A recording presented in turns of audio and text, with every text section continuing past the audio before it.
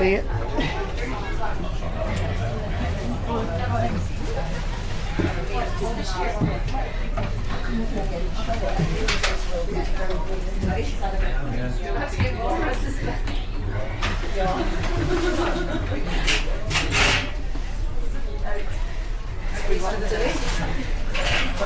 Oh no, these I can put in there.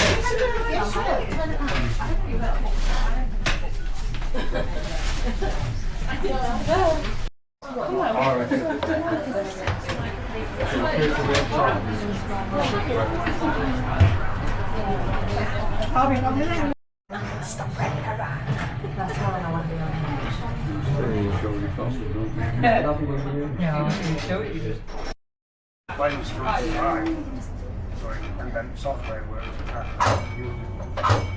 So Dave, like you did it then when you're looking at yeah, I was Dave on the back, so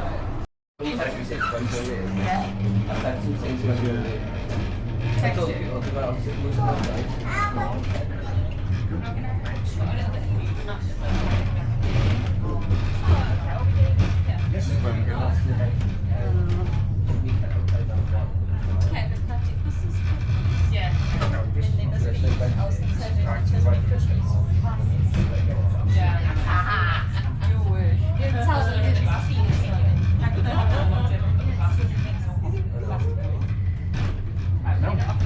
Basically set up as somebody dentist. That's all set up, all stuff.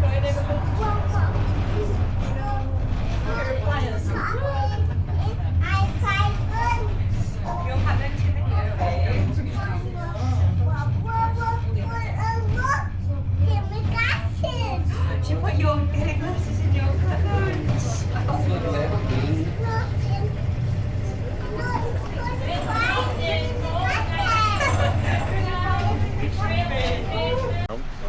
You'll find we've got a nice pub here, we've got the co-op, we've got the lovely park, we've got the toilets of course, we've got the bank, also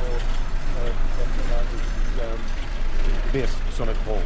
And just round the corner from here you've got the 1950s town, and in there you've got the fantastic cinema, which is amazing.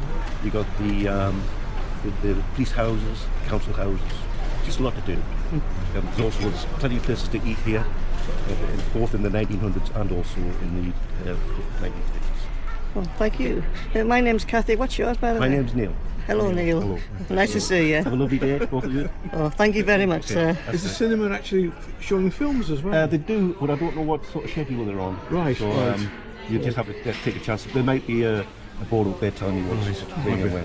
Might be a lot of them hardy or It's nice somebody. to go in anyway, just because it's such a beautiful building. It's like an Art Deco sort of style, you know. Right. 50s. Okay.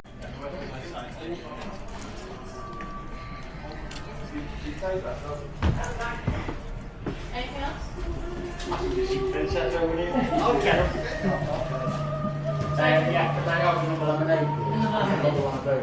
Yeah. So 2 pints and 2 lemonades. Yeah.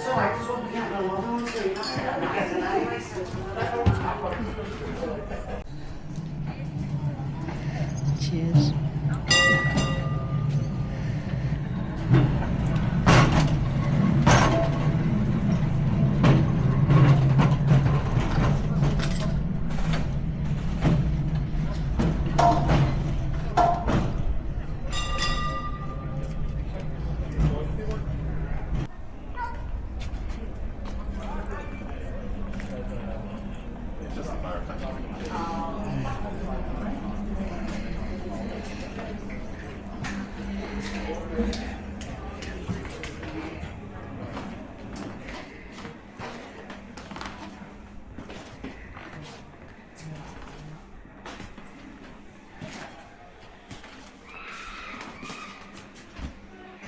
Hello.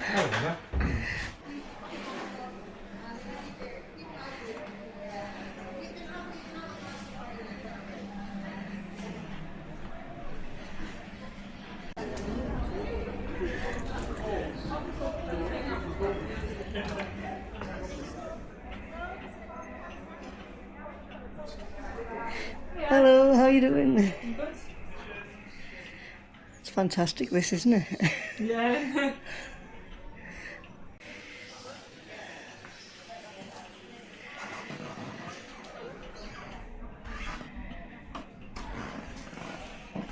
Squeaky slow. It is. Nice to meet you, Amy. Nice to meet you as well. Okay, thank you very much. Have a good day. Thank you, bye. Bye. Hello.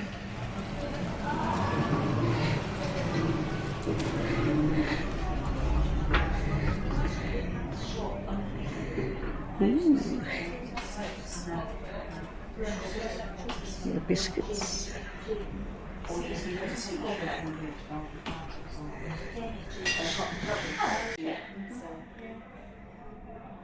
Stretch out a bit more in winter, but when weather's like this, not so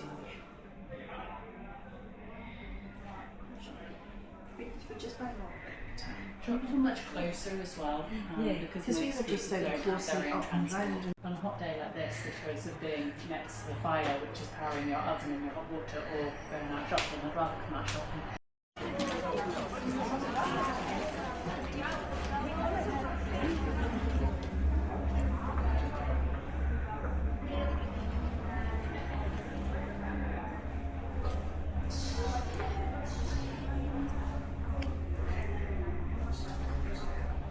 Hello.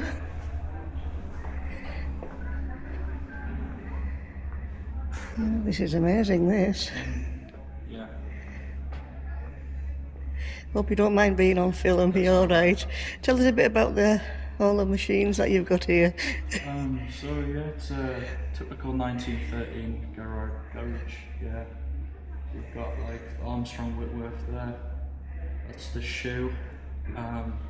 There's a Model T behind there. You can look yeah. through there. Yeah. I think that's a cream. An early cream. Yeah. There's loads of bikes and stuff. So yeah, like there's the fuel station there. You can normally you could buy loads of different like parts and stuff for your car or your bike, you know. That's a engine for an ABC motorcycle there. Yeah. So ABC stands for All British Cycles. Yeah. That's about all I can really say. Henry, thanks for all the info. That's alright. Thank you.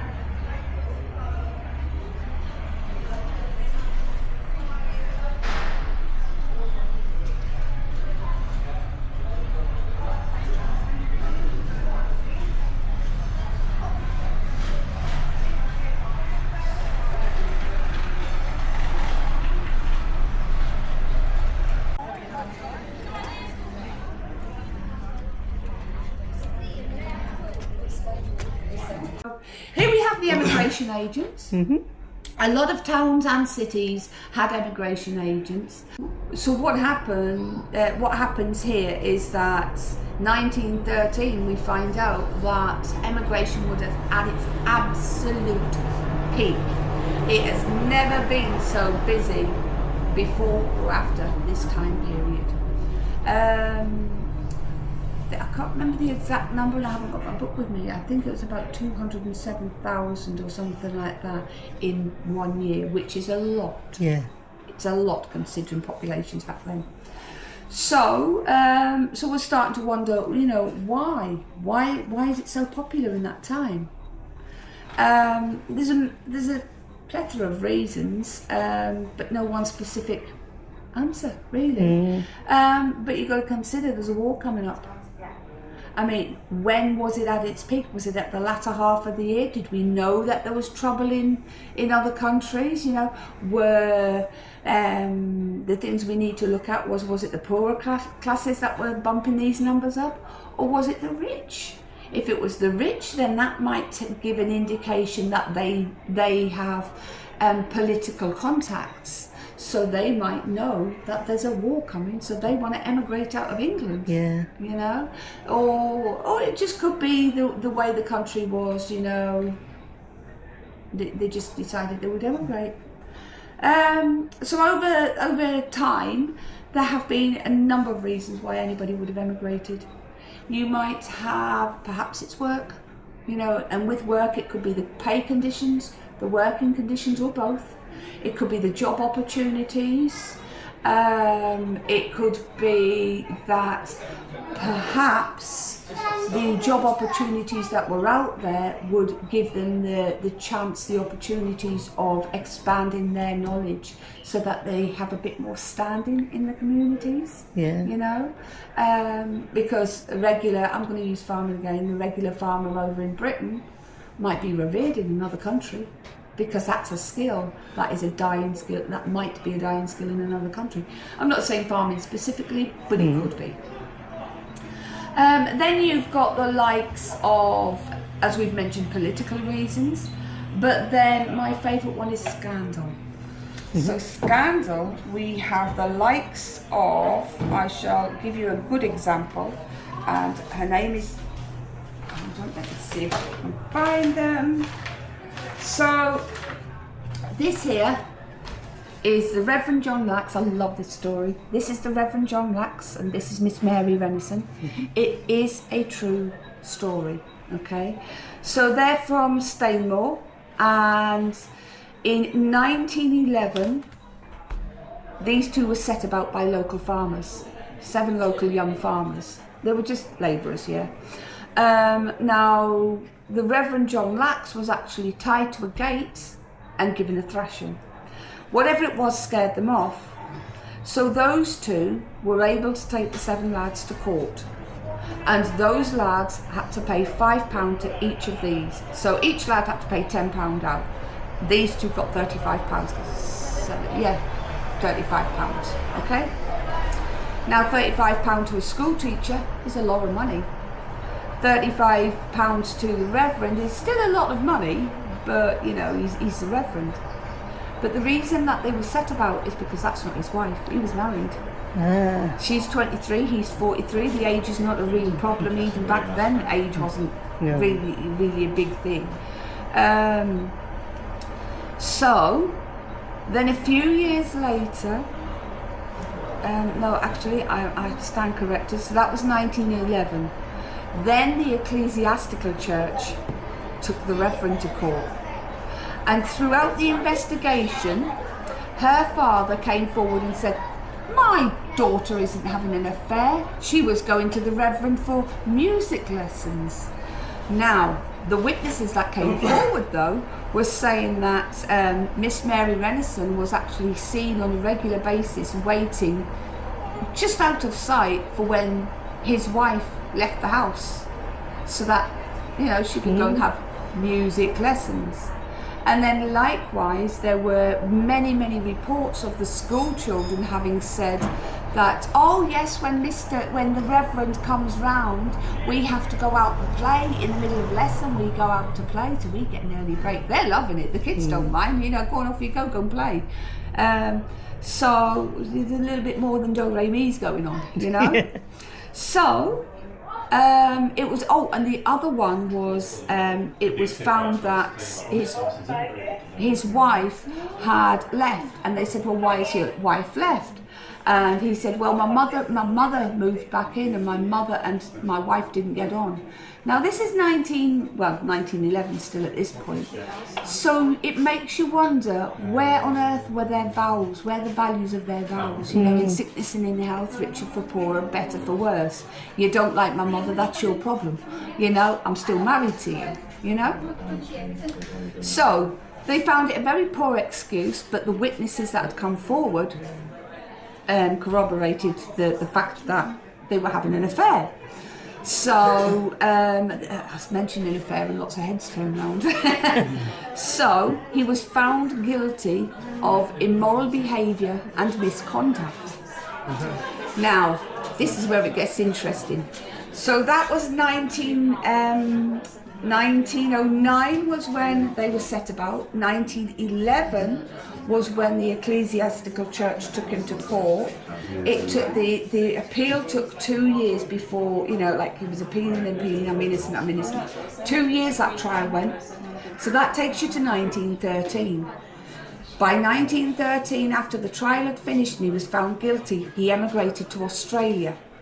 Now this is where it gets juicy, if you like, because 1913 we did not have to have photographs or signatures on passports. You had a passport with the information of who you are. It was not until 2 years, only 2 years later in 1915, that passports had photographs and signatures. So he's emigrated there. I did a little bit of delving. I cannot find Miss Mary Renison.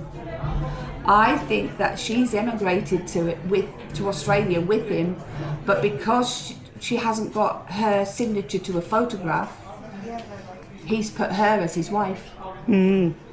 So there's a lot of reasons why people would emigrate. It's a good story. It is a good story. But it's a true story. Yeah. One of these days I will tell this story and somebody will say, that's my relative. Well, thanks very much for sharing it. Thank you. Oh, thank you very much. Time and listening to it. It's a good story. Yeah. Down the bottom. It's just a quick photograph.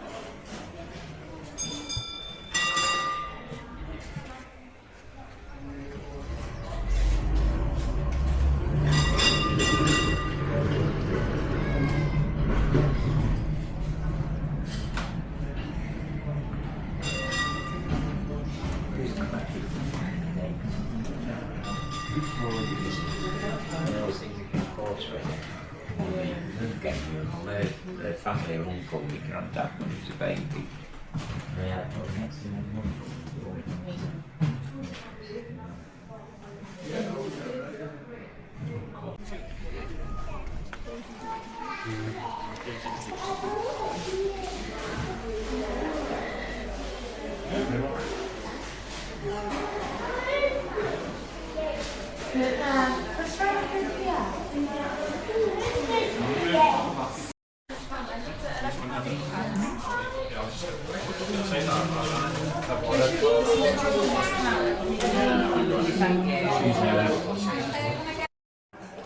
Grand Lodge of Durham.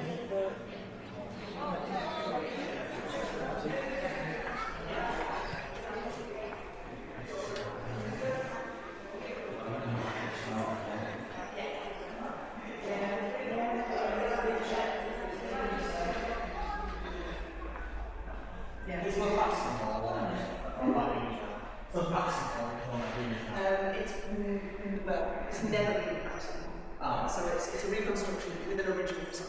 Nice, cool. They did want to use it, but it was completely impractical from a security point of view. No, just the facade. Plus, the symbol of the Royal Arch of the throne is also original. Okay. Because they took it down in the original building when they moved out, and they put it in.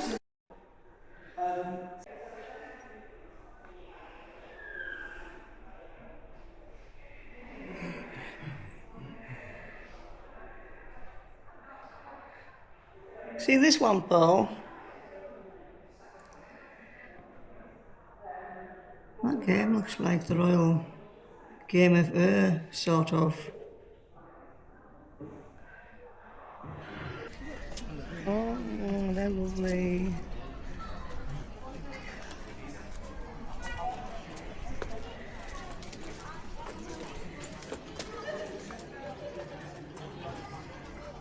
I like that one, try burn to get now.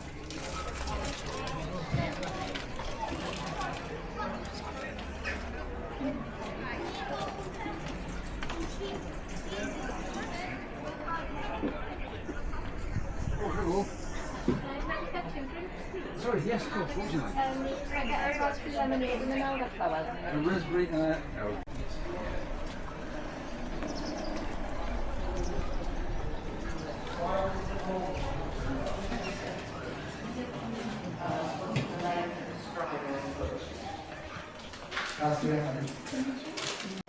Have you not been to the vaults downstairs? No, we had to see those. Well, if you go down, mind the rats because they haven't been fed yet, okay? Big rats, are they? Yeah.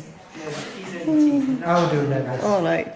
Oh, tell me a bit about what's going on here. Have you got the coins and So, the money? 1913 we used pounds, shillings and pence. 12 pennies make a shilling and 20 shillings make the pound. Yes, that's correct. So 12 times 20 is 240. So there's 240 pennies in the pound, 480 halfpennies in the pound and 960 farthings in the pound. So that's 4 crowns, 8 half crowns, 10 florins, 20 shillings, 46 pences and 80 threepences. Yeah?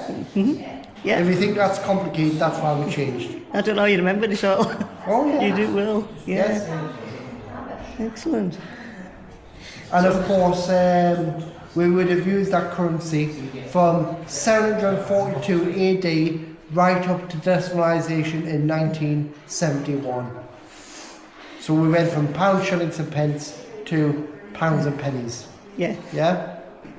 Oh, thank you very much for that. I'll go down to the vault now then. No, see what's well, down there. If you have Okay. any questions, I'll be here. Right, what's your name by the way, sir? My name? Yeah. Mr. J.W. Arthur. Right. Or John. And I'm Kathy. Kathy? Yeah. Pleasure. Okay, thank you very much. Bye now.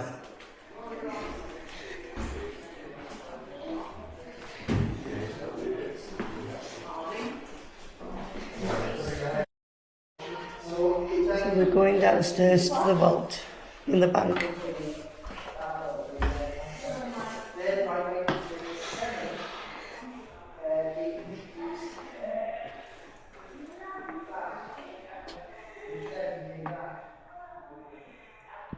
Look at all that money.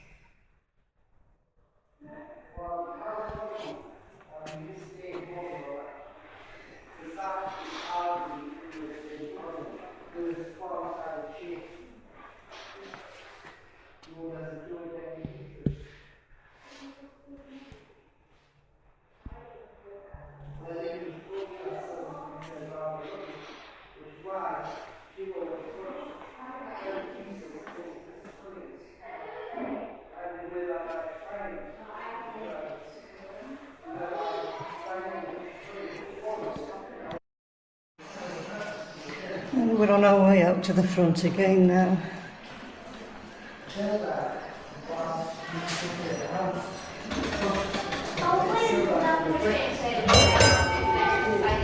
Ding ding.